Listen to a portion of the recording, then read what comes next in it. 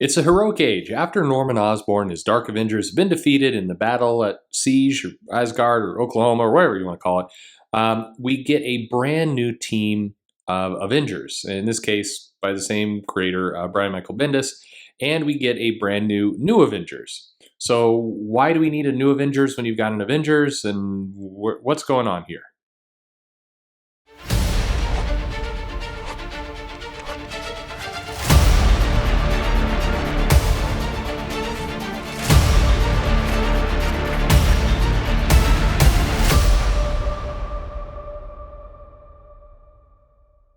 Hey everybody, this is Perch.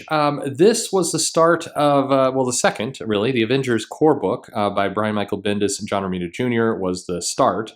And this was the new Avengers. This was during a period where Marvel basically stated we're going to have at least 3 Avengers books. Avengers, New Avengers, and then now and the Avengers Initiative, Avengers Academy. We'll get to that here in a day or two. But the New Avengers was formed after Avengers disassembled. This was an idea to kind of shift the status quo, Avengers acting in a different way.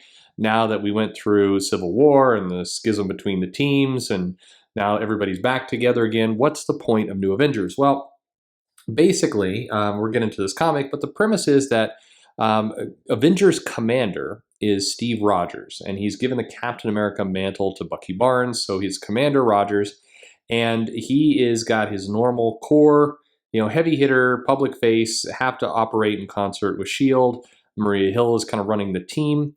That is the core Avengers. And then the new Avengers, there are missions that we have to protect from. And that's where he's basically given kind of the people who don't necessarily fit within a core team, his words, not me, of Luke Cage, Jessica Jones, Miss Marvel, Mockingbird, Spider-Man, Wolverine, and the Thing. And basically said, you can run this world this team any way you see fit. So we'll get into the comic and go through, but that's kind of the premise and foundation behind this. There's a gotcha there, which is what do you mean see fit? It begs, it opens up some questions like, is the other Avengers team not running as they see fit? Is this try to promote Luke Cage as a leader? It was doing that, but we never really got around to it. That's the weird part about this book is we get a pretty decent run. It kind of bookends with dipping into the magic side of the world, and it's intended to be Luke Cage's team, but then we get some stuff with Norman Osborn, and we get a big, what was a 8-issue, I think, 7-issue, I guess, crossover with AVX that happened kind of right in the center. So even though this version of New Avengers went 34 issues. It had a lot of other things going on. We had Avengers 1959, which is a cool concept, but it felt like the comic was always kind of interrupting itself. And the idea that this was going to be Luke Cage's chance to shine as a leader really didn't come true. But at any rate, let's jump right into it. So the comic, as I mentioned, starts off, it's got Doctor Strange. He's doing a bit of a Steve Jobs impersonation. Stuart Immonen is on the art duties, and this is where he's just looking really, really solid. Wade von Grawbadger is doing the inks, and it's just a really nice, clean book. In many ways, better, more unique than the core Avengers book. John Romita Jr. was kind of sliding into that. Everybody looks kind of the same or different at different times. This is a little bit more distinctive. So Doctor Strange is meeting Damian Hellstorm.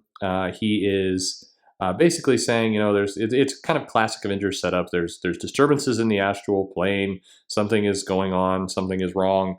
And then he is surprised. Doctor Strange is not the Sorcerer Supreme at this point. It's been handed off to Brother Voodoo.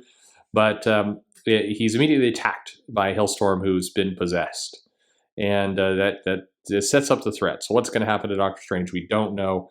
But we get over to Avengers Tower where they're having a party.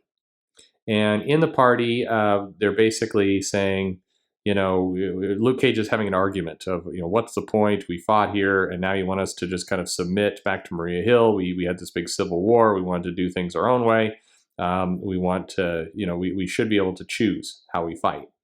And then Luke Cage brings up the operative point, which is, am I nuts? But this does seem like we fought for the right to go on and do exactly what Tony Stark here wanted us to do. Some kind of Bendis dialogue, but it's basically Tony and Captain America kind of trying to convince Luke Cage, we still want you to be Avengers. We want you to do your own thing. We want you to be your own team, but you can do it your own say, but we're going to be watching over you. By the way, we're going to, saddle you with some handlers and other things. But we get this kind of oddball approach where Tony Stark sells Luke Cage the Avengers Mansion for $1. And why, I guess, a symbolic gesture, but that's fine. So Captain America says, hey, do what you want. You can have any other team you want. We'll probably team up when we have to. You'll have a team there. We'll have a team here. Everybody's smiling. We get Jessica Jones smiling away.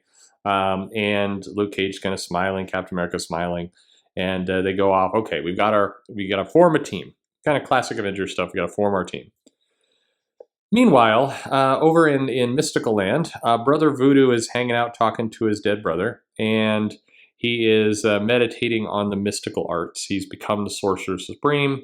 He's got the Eye of it's funny, the Eye of Agamemto, which is not the way you pronounce it, I know, but it reminds me there's a guy who used to come into the shop who would call it the Eye of Amaretto, which I always thought that'd be pretty cool. Get some liquor. Anyway. So the Doctor Strange has been possessed as well. So is Hellstorm. Something's very wrong.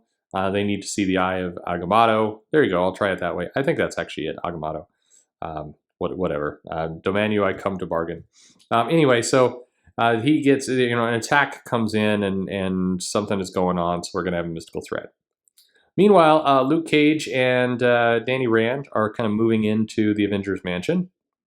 For whatever reason, it's been kind of restored. It's not really clear why. I thought in the previous issues they'd kind of moved out of it and it was decrepit. But at some point, somebody came along and spent, a bunch of money and put this thing in. It's also unclear to me that based on the drawings, it always looked like the Avengers Mansion was in Central Park, but that's not true. I know some big Marvel historians.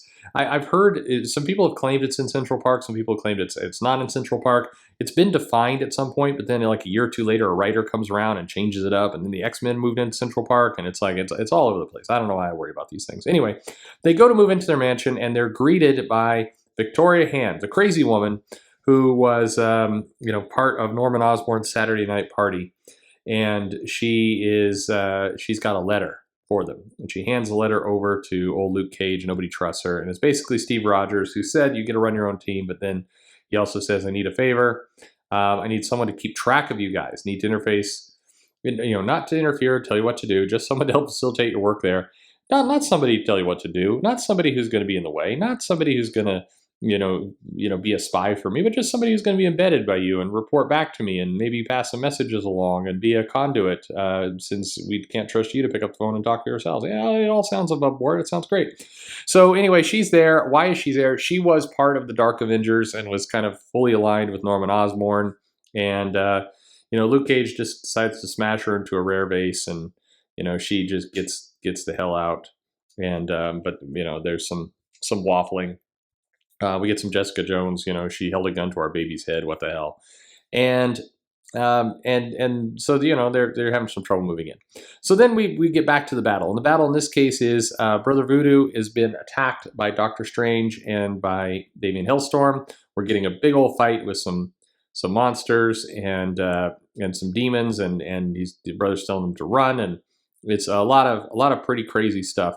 And basically that the Eye of Agamotto is needed, and it's going to be passed. It's going to be sent away because there's too much danger here. If it falls into the wrong hands, bad news.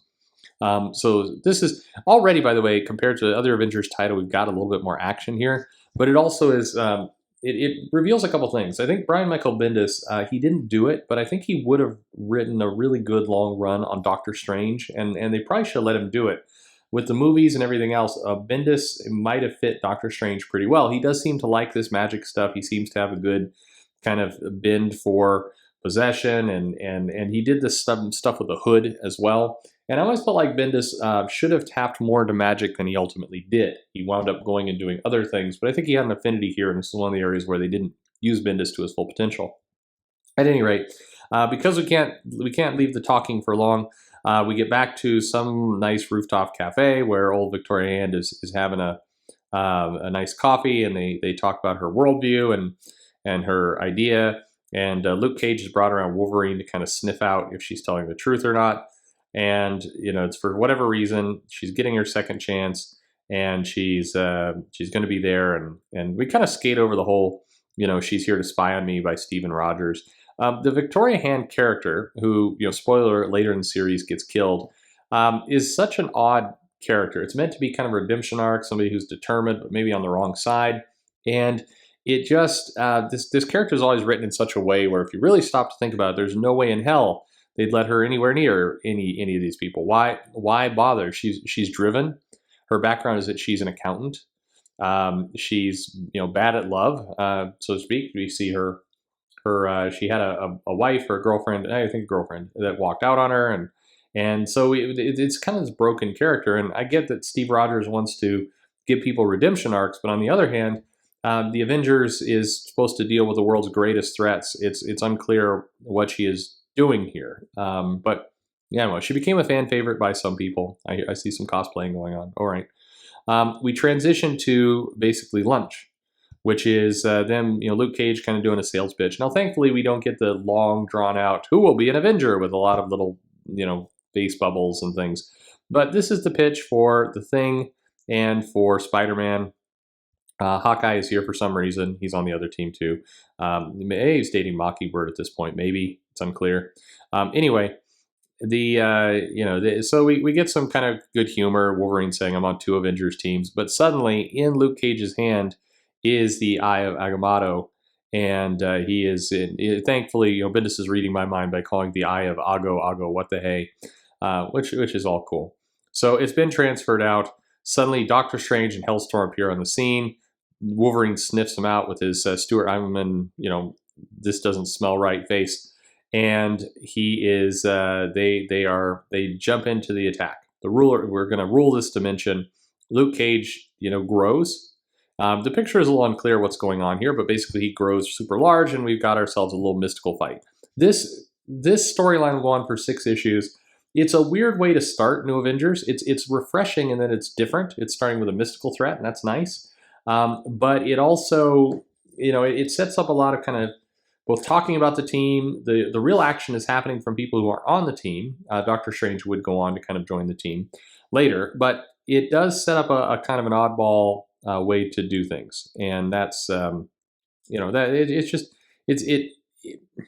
it's hard as a first issue. And in hindsight, when you go back and you look at what progressed, as I mentioned at the beginning, we get a short 6-issue arc, and then we get a little bit of stuff with Mockingbird and the Avengers 1959, kind of a transition right, if you will. And then, and we get a couple different artists during this period. We move into a Norman Osborn threat, which is him escaping from prison and kind of forming a new Avengers team and causing some trouble. But that doesn't go well, and of course, and it's also followed so closely on the heels of Dark Reign that people are kind of over Norman Osborn at this point. There's kind of a collective gasp of, are we really going back to this again? This then takes us into, as I mentioned, a 7-issue new AVX crossover, which interrupted the entire title. And then we get the 4-issue arc to wrap it all up. Bendis kind of set it up as a swan song to his own writing. That sounds more arrogant than it was, but it was just kind of wrapping up some of the threads. We bring back Brother Voodoo and Doctor Strange, and we get some troubles, and that's it. So it felt like a comic that was sandwiched between a bunch of events. It kind of filled time between things. It never really found its voice, but it's interesting to see how it would play out, and kind of the Friends version of the Avengers, if you will. We also, like the core Avengers title, get several pages of the oral history of the Avengers, which is the Avengers talking about themselves and their adventures. And again, you still have that problem where everybody's got the same voice. Better than the other Avengers title, New Avengers did do a better job of giving the characters some uniqueness. The Thing sounds unique. Wolverine sounds unique. I think there are some uniqueness to the characters. There's still too much of you could pretty much swap Jessica Jones and Luke Cage and their dialogue, and it all sounds about the same. That's kind of a bummer. But at any rate, New Avengers, here it goes. It would last, quite a few issues, but it felt like shorter than it was because of all the interruptions and crossovers to get us going for the new status quo, which would be the Jonathan Hickman era that we get to in a few years. And we'll get into that. But what do you think? Did you like this issue? Was this a run you liked? What's your fond memory of it? How did you like this Team Avengers versus the other? Leave a comment below. Let me know what you think. Like, subscribe, click the bell for notifications if you feel like it. Follow me on Twitter at Comic Perch, and thanks for listening.